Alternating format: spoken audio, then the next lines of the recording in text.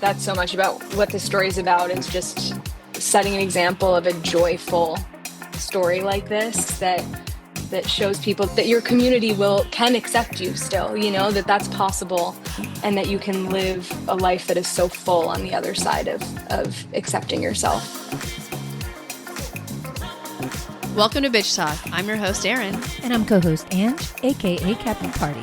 And for more than 11 years, the show has celebrated underrepresented voices in pop culture and beyond. But not in the snore kind of way, which is why our listeners and followers have graciously voted us Best of the Bay, Best Podcast on 48 Hills for 3 years in a row. Repeat, bitches.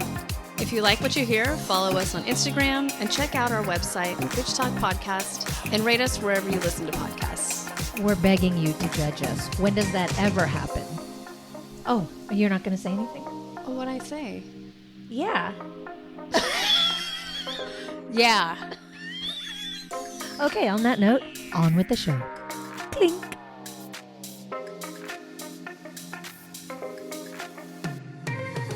All right, Bitch Talkers, we are at Frameline 2025 and so excited to talk about this film called Lesbian Space Princess. What?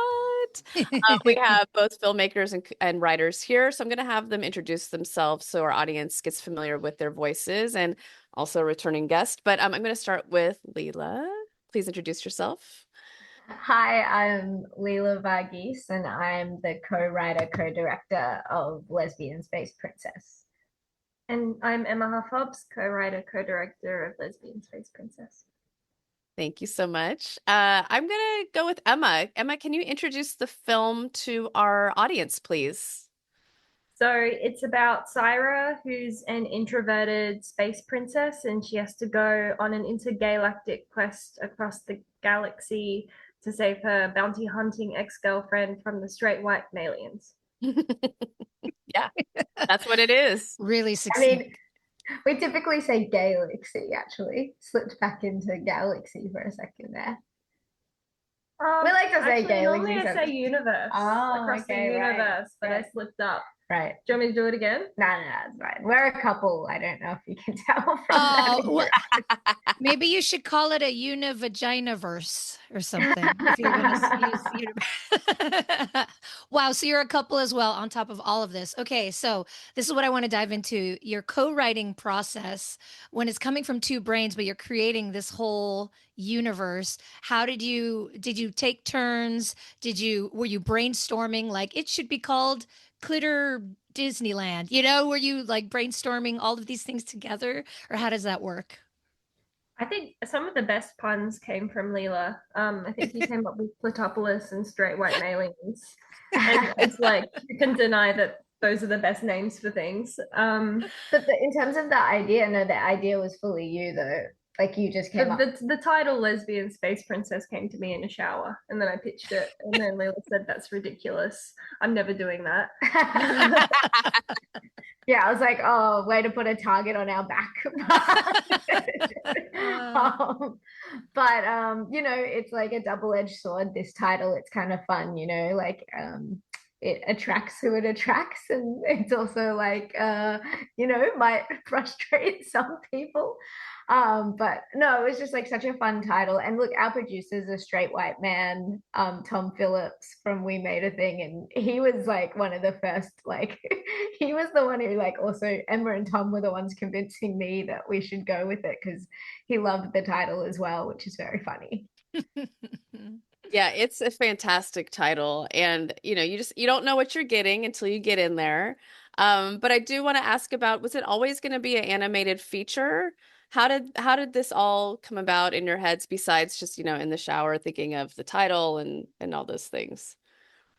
I mean, for a tiny bit of context, like we really made this film and came up with it because there's in South Australia where we live, they have this amazing opportunity for first-time feature directors, and especially underrepresented voices, that they want to give your first shot to make a feature. And so, I actually wasn't even considering applying, and then Emma kind of swayed me. Because I always thought I was going to go like into TV and make a TV show. Feature film had never crossed my mind, and thank God Emma suggested it. But like, yeah, you can talk a little bit more about Film Lab, I guess. Yeah, so it was always going to be an animation for this project. We had some other live action ideas that we were playing around with, but at the end of the day, that was the one that made the most sense. Like so I'm an animator, and combining that background with Leela's background, which is like being an amazing live action director and comedian, just made the most sense for that initiative. Oh, really? Also, because like with the budget the film was made on, to do a live action film, you're really restricted to like one or two actors in one single location. And we just didn't have an idea that worked for that. So it was kind of this like quite, you know, wild pitch from us that we were like, let us do a low budget animation and then it'll be something different. Like we can have a different low budget methodology rather than it having to be such limited locations. We can kind of make a bigger world and kind of create an illusion of something bigger.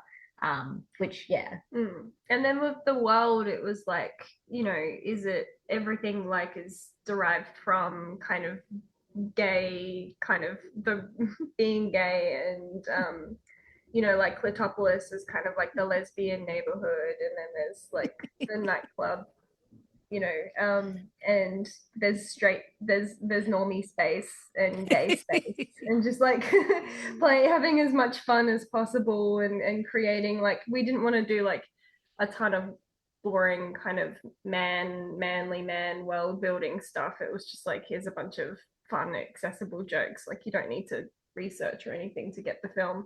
Yeah, I do think also like a huge thing is that there's not like a huge amount of overthinking that's gone into, because it's a camp movie. Like the movie, if anyone takes this film too seriously, like I think they're missing the point of the title. Like I think the thing about it is that like you can kind of lean into like that kind of like it's making fun of itself in some ways. It's not taking itself too seriously. And so like in terms of the world building, it was just kind of like you said, it was just like having fun. And it's not like, I think we just came up with it in like a like actually with our script mentor, our producer, me and Emma, we kind of mapped out the film in like these 2 weeks of development we had before actual script writing started. And then it kind of sort of stayed in that sort of space for most of the script process. It's definitely as fun as the title promises. I think there was a poster up in her room, "Live, Laugh, Lesbian." Is that taken from your bedroom specifically, or hilarious? It's so fun. But I also want to say you added a lot of heart into the story. Like you're laughing the whole time, but then you're like, wait a minute, I'm receiving messages like about my inner critic, about self-acceptance and self-worth. I love that you pocketed those little things in there too. So we're getting brainwashed to love ourselves while we're also laughing. Yeah, and I mean that's the great thing about having a script supervisor, you know, like I think actually like very early on we were like, it's a comedy, it has to just be silly and funny the whole time. And then we were given some great guidance by Alex White, who was our script mentor, who was like, no, like I think you really got to find the heart of this movie as well. And you know, and at the end of the day, we are quite wholesome people, and a lot of the stuff I make, I like to make funny with heart as well. And so, I mean, it's really just kind of the brand, you know, and it makes a lot of sense. It can be a bit of a trap with comedy to think that, you know, you can't have heart, but I think a lot of the comedies that do really well are ones that people can connect to that element as well. Mm-hmm.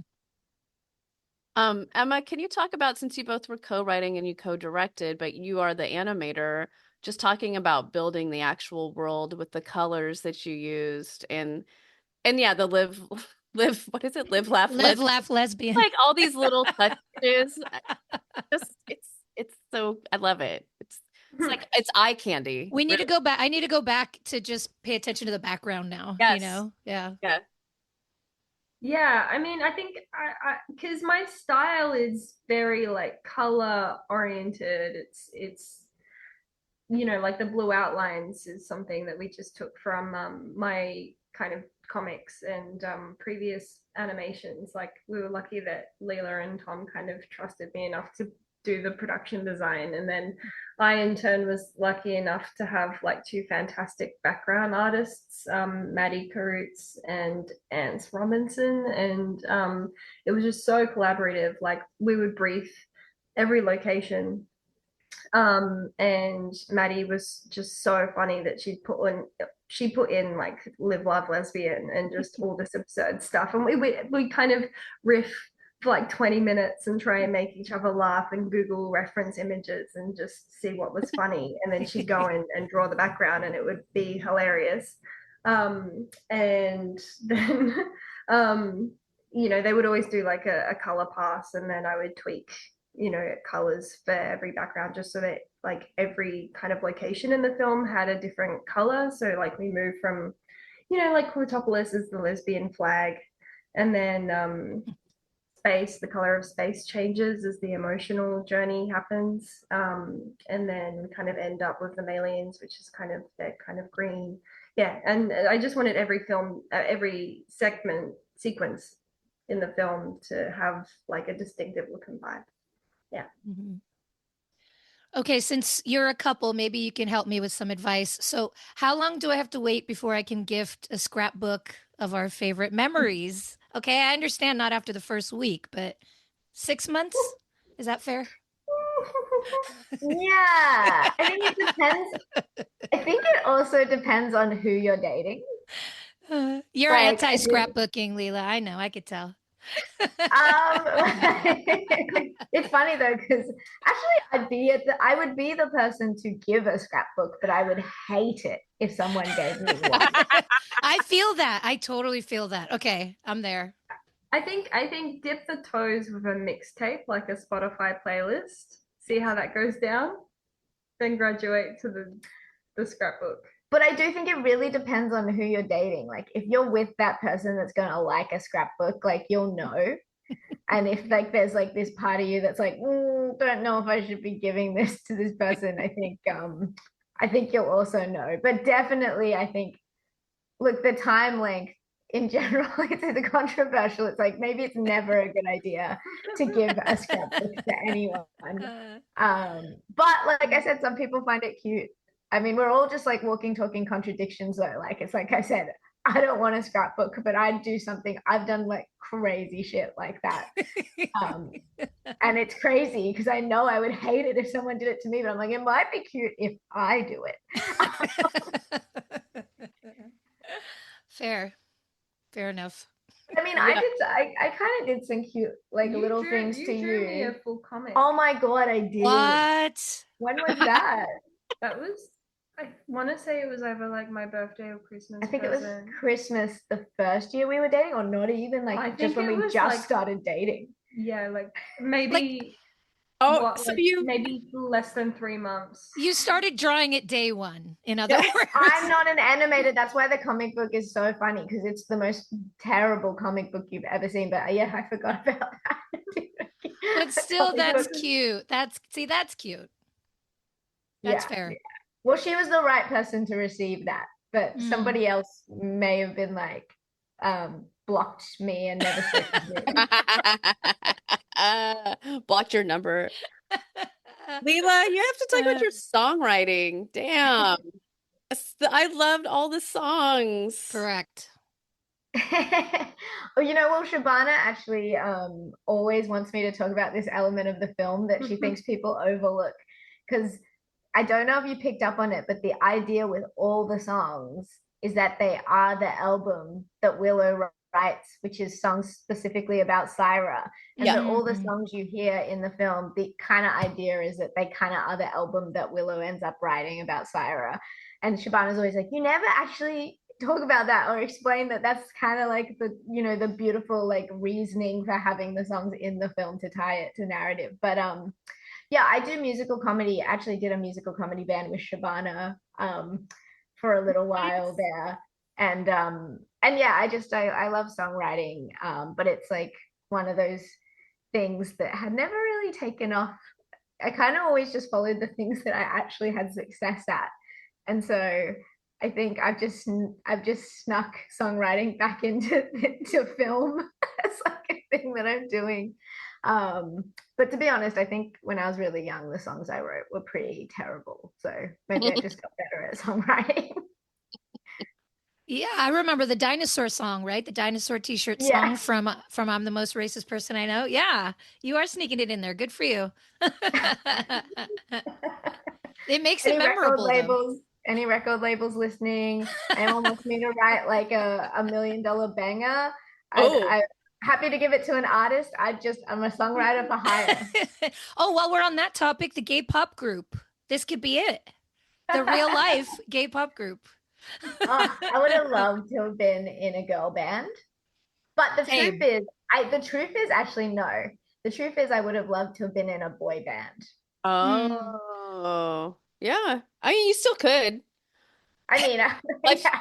I mean, Who knows? Who knows with this person? Yeah, go on the X Factor and get match made into a boy band. that's the next movie. Well, we do have to wrap up in a minute, but please, yeah, talk about partnering with Shabana again. Are you all just like always making things? I mean, it's just she's the most talented actor we know. And, you're a lunatic if you don't work with people. Like, it's always just been across the board. Like, it's like, who would be great in this or who could pull this off? And she actually can just pull off basically anything, like, and is so hardworking. So I think also it was very interesting, like, to be honest, for this one, because it was a bigger project, we did audition like other Cyrus, but you explained this quite well, but Shabana was the only one that could actually do the character in a way that was going to work. Yeah, everyone else was kind of doing a caricature of an anxious person, and Shabana's performance was like, it just felt like someone who lives with anxiety.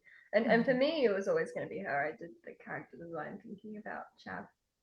Yeah, and I think also tone, that I guess the cool thing about working with people that you've worked with before is that, like, they understand tone and they kind of understand what you're about and they understand what you're making. And so I think that can also be great. But also, it's a beautiful thing that we're often doing our own things and having, our own successes. Like, I don't want Shabana to be bound to us forever because she's so talented. It's amazing that she's in the pit, and I hope she gets to work with many, many, many, many other cool directors. Yeah, but you got her first, so yeah. Yeah, finder's fee. Yeah. Technically, we stole her from our friend Melanie Easton, who's like another filmmaker in Adelaide. Melanie cast her in her short, and then I saw that short, and then I was like, she's great, I could cast her in my short. And then everybody else did, and all of our shorts like ended up coming out before Mel's short. So everybody always thinks that I found Shabana. Yeah, I think even my short came out beforehand as well. In my defense, though, when Mel was casting for her short, she showed me Shabana's audition tape, and I was like, absolutely cast her, because there was a little bit of like, she'd never done anything before. It was her first ever audition for anything. And Mel was like, oh, people don't know if I should cast her because she's never acted in anything. And I was like, she's amazing. Put her in your film. She's absolutely done the best audition. And so, look, I take a little bit of responsibility. You bring out the best in Shabana. I love it. It's a beautiful working relationship. Clearly you're doing something right. We just saw you at South by Southwest. Now we're celebrating your work at Frameline. So, sky's the limit between all of you, your whole posse. And I guess we're just going to have you on every few months. All yeah. Right? I mean, what's next? Where are we going next? Yeah. Where's the next secret film? Yeah. Tell us. Tell us. Oh, man. Yeah. You're the one.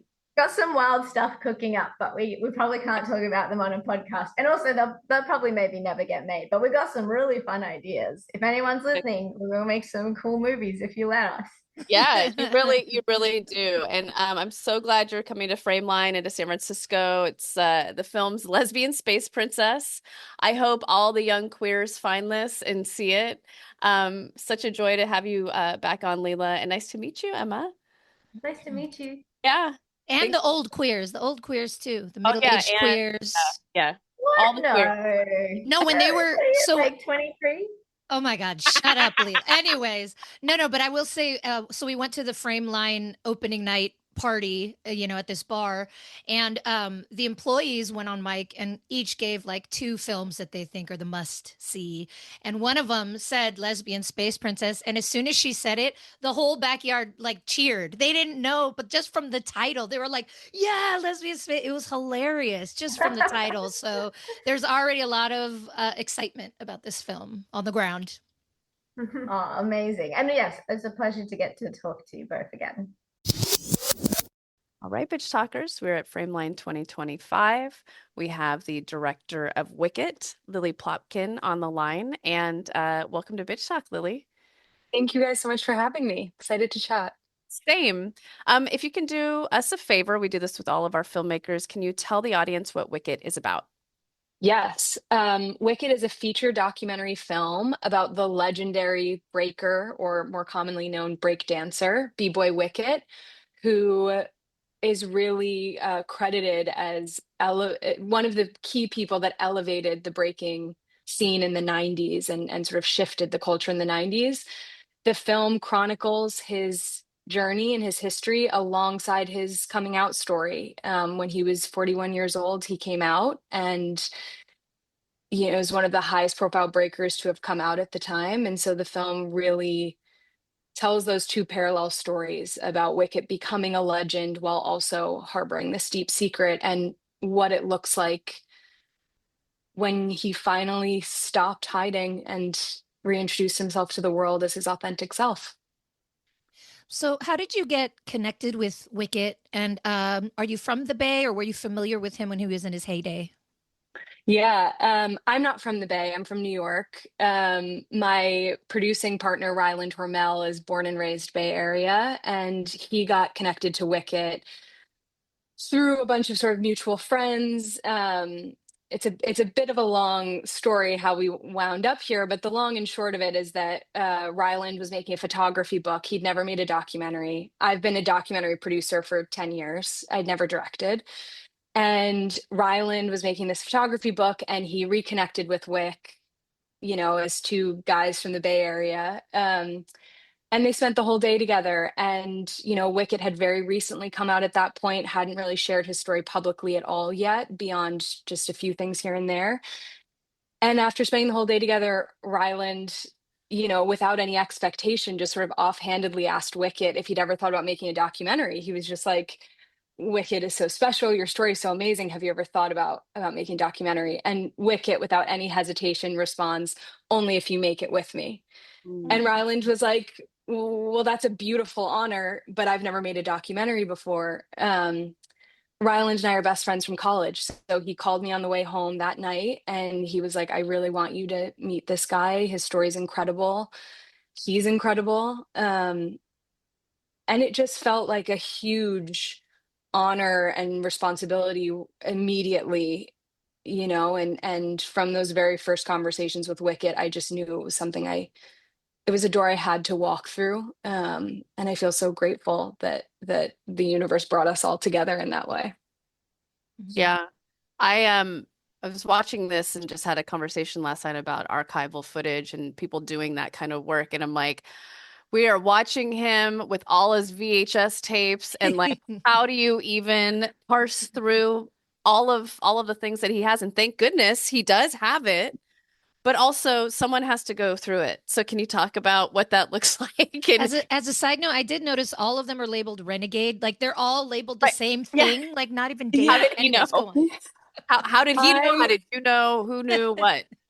I love that you brought this up. I love that we're talking about this piece of it, because I have quite a bit of history in archival producing. That is sort of has always been my passion in documentary, even if it's not always quite literally my job. I just find the archival side of things to be so exciting. And the true gift of this project was on the very first day of interviewing Wicket.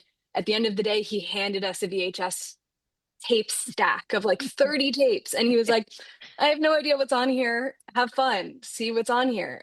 And it's the dream. It's a documentarian's dream come true. And it's true that archival footage is everything from his earliest moments in his childhood bedroom, learning how to break dance and learning how to do those moves for the first time. And footage of him talking to camera in these like key moments in his life. Oh, it's such a gift. It's that part felt so special. And then beyond him, there are so many other people in the community that so generously shared their own collections with us. And yeah, so that felt really important and quite natural to tell so much of the story through that footage. So much of what he and his peers are talking about in the film, we have proof of it in the footage. And then I think there's something quite profound about recontextualizing that footage when you understand that through all of what you've just watched him go through, he's had this whole other experience of his life. I think it makes that footage feel even more powerful. Mhm.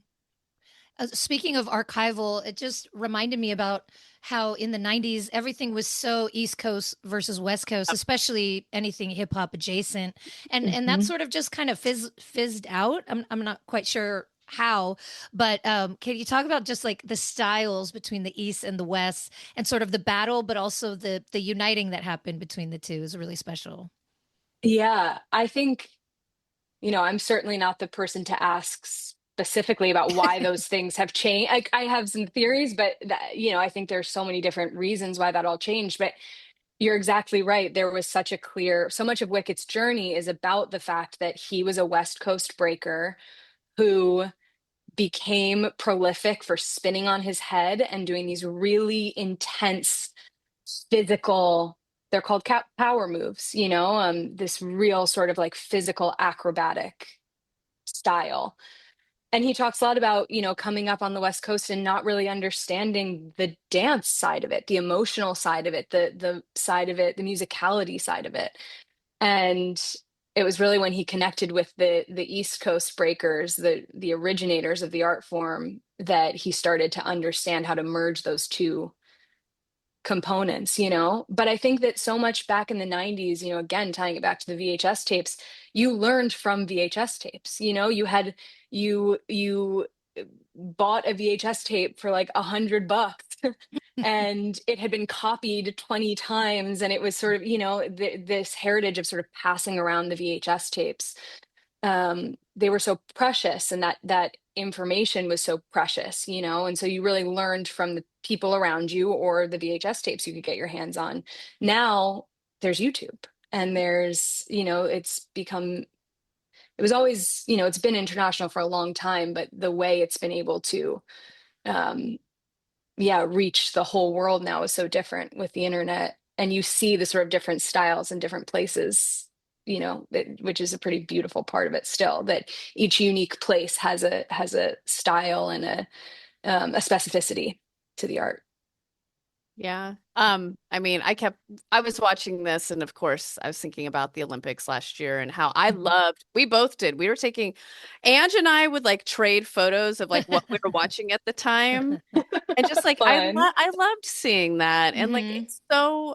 it says something that this art form is around the world. And I Mhm. love that you talk about that in this film. But I do want to talk about, why do you think Wicket wanted to talk about all of this now? Like, why is now the time for him It's a in great his life? question. Yeah, I think, well, there are a few components, to what sort of initially brought him out of the closet and sort of, becoming more public with his identity. One, he fell in love, and I sort of always want to talk about this film from the perspective of it being a love story and the power of that love. Um, it's just such a beautiful aspect of for someone who felt so hopeless for so long to find that, and to have now been with his partner for 17 years and build a life together beyond what he thought possible. I think he just got tired of hiding that piece of it and piece of himself. He talks about, he came out by song on his 41st birthday. He had been recording this song over the course of a year, and on his 41st birthday, he just sort of got tired of the feelings of loneliness and isolation, and sort of self-doubt that he felt. And so he posted this song online, and it's a beautiful song, but it doesn't give the whole context, right? Like it tells you who he is, but it doesn't tell you about the journey of the 41 years leading up to it. And so I think he just felt like it was another layer that he could peel off, getting to sort of add more context to that story. I think he's someone, first of all, he's one of the best hearted people I've ever met. Like he's just um he's so good and wonderful and so wise and brave for doing this. Like just takes real bravery. Um and I think he wants to be known. Like I feel like he's someone who has this real like private self to him, but I think he just also wanted to be understood. And this was an opportunity for that. And it's still, it's brave every day, him doing press and him getting ready for the premiere. Like there's still very valid feelings of how vulnerable this is for him, and so it's just, as a team, we're trying to sort of like, we feel very protective of him, and in the mission of this, so much of his mission is about making other people feel less alone, and knowing that there are other people that have this experience that maybe haven't had the bravery yet to come out and be public. And so um yeah, he's so motivated by helping other people and sort of making his legacy feel more true to who he is. And so as a team, we're really trying to do everything we can to sort of enforce that mission. Well, you've definitely done his life story justice. It is such a beautiful portrait of someone who grew up in a world that we grew up in, but we never saw examples of this. And I love that our kids are going to have heroes like him to look up to. And I was thinking about this too, because our generation is kind of the first one to rebel in a different way. Like we're now aging, we're now the elders, but we're all tatted up and we're like old goths and old, you know what I mean? Like we just have Yeah. different styles that, and so this is the example that we're setting to young people, that like you can grow old in your own way. It doesn't have to look one way. It's just a really special portrait of, someone who's real cool and still is.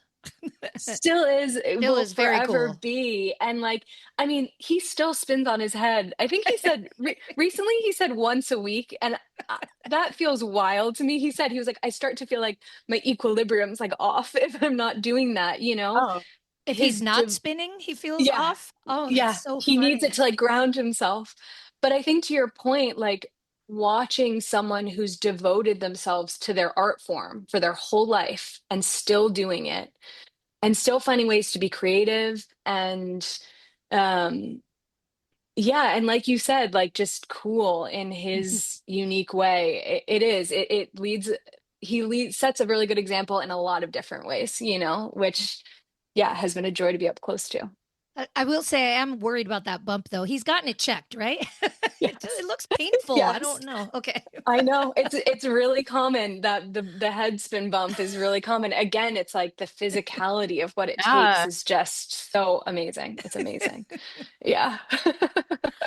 Uh, Well, we got to wrap, but the movie is called Wicket. It's going to be at Frameline, God, within the next week or so. We've been speaking with director Lily Plotkin. Thank you so much for coming on Bitch Talk and telling this story. And I hope there's more to come in terms of, people being able to come out in these communities. Yes, thank you guys so much. That's so much about what the story is about, is just, you know, setting an example of a joyful story like this that shows people that it doesn't have to be, that your community can accept you still, that that's possible, and that you can live a life that is so full on the other side of accepting yourself. And yeah, so I'm really grateful to you guys for helping to share the story, and yeah, and for all the work you guys do. Like I said, the indie film coverage that you guys continue to do for so long, I really respect. So thank you. oh, thank you, Lily. Oh, wait, no, I forgot to ask you. Did you learn any moves? No, it's humiliating the number of times we'll be at an Yeah, event pop and it. Wick will be like, all right, Lily, top rock. And I'm like, no, no. Scary. I was a ballerina growing up, so it's just like amazing to see just the self-expression and the, yeah, it's just, that's a whole other conversation. No, But Lily, there is a connection. If you're a ballerina, that takes equal strength, if not more. Ballet is crazy. There's a connection. yes, Did you do toe definitely. shoes? You did toe shoes? I that was like my final year was I started that, and I said, Yeah. oh, I don't know if I'm cut out for this. Oh, you can break dance. You can break Yeah, dance. you can do it. then. You can do it. You know, I'm like, I have a week until the premiere. Maybe I'll try to learn a move by Wait, then. what We'll was that see. Julia Stiles movie? Do you remember? I mean, it's kind of problematic now, but It's totally she's like this like Oh, yeah. ballet, but then she like dates a black guy and now she dances hip hop. Well, But yeah. maybe you can find the connection.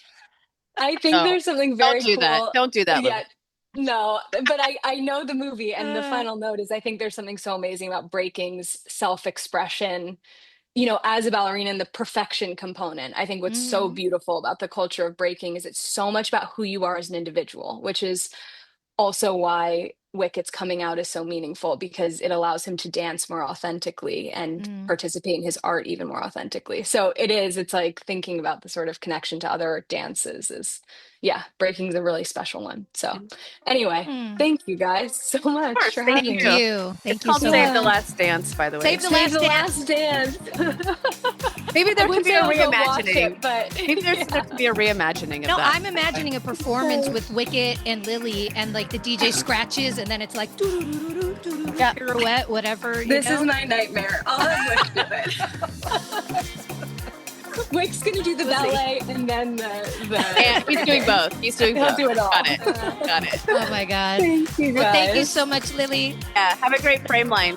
Thank you. Bye.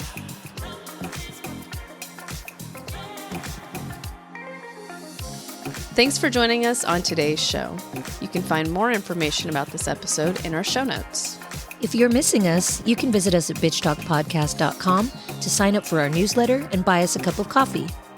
Did you know we're also on the radio? You can find us at bff.fm. And lastly, rate and subscribe wherever you listen to podcasts. All the cool bitches are doing it.